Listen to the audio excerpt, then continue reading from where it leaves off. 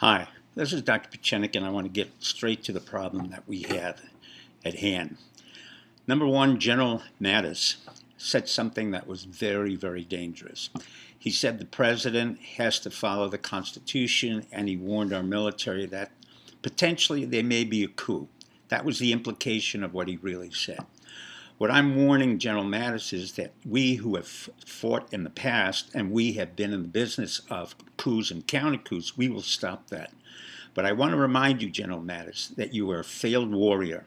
You failed at Tora Bora.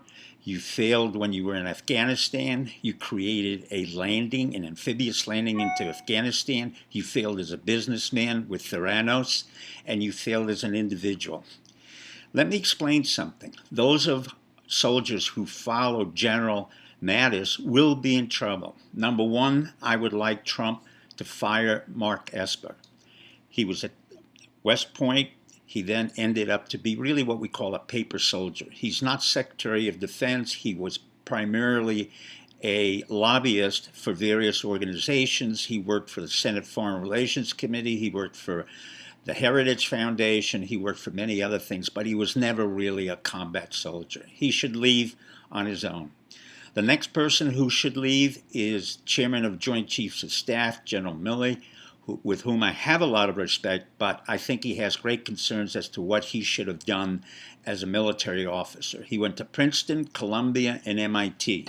He is an intellectual. He is a warrior, but my recommendation is that you leave the Trump administration. The third point I want to talk about in reality testing is that when Trump went on I Street all the way to St. Joseph Cathedral, he did something that was important. He showed that he wanted to reaffirm the notion that this country is a Christian-based country. In contradiction, Bishop Booty, B-U-D-D-Y, Marianne Booty, who is the head of the Anglican Church, said that Trump is in no way a Christian. Let me remind her of one thing in particular.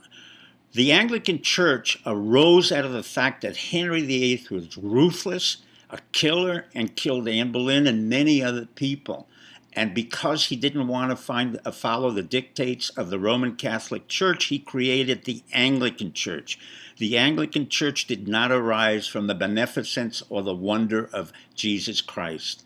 Now let me bring you into something that I'm concerned about, what we call repetition compulsion. What happens in this period of time, which appears like a chaos, and it is not a chaos, I will guarantee you, my friends, that we will go back to a full economy. Trump will be reelected. Biden will not be elected. But I will say the following. In this period of time, what we have to do is to understand that the people who come forth, like Colin Powell, and make comments are the same people who lied and belie, who lied when we were the Secretary of State when they said that they had anthrax. It was the same people, Condoleezza Rice, who lied about 9/11 and lied about the involvement of Bush and Cheney. And then, of course, we have the greatest moron president of all time, George Bush Jr., who decides that he's going to vote for Biden. Well, good for you, George Bush Jr. It's consistent with your stupidity because, as you know, and the most of the country knows, Biden has senile dementia.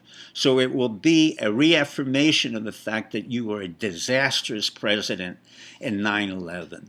Let's go on to the others who can come in droves. But my point to you, my friends, is the following. One, we are a republic. We are not a democracy. In a republic, we have problems.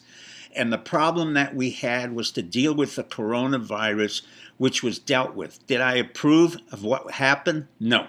I don't particularly like the fact that the government was shut down, but it was. And from this point on, Trump will reaffirm our constitutional rights and will increase our economy. Let me remind you of an old saying. Qui s'excuse, s'accuse. He who excuses himself will accuse himself. On that point, I bless you and I wish you good luck.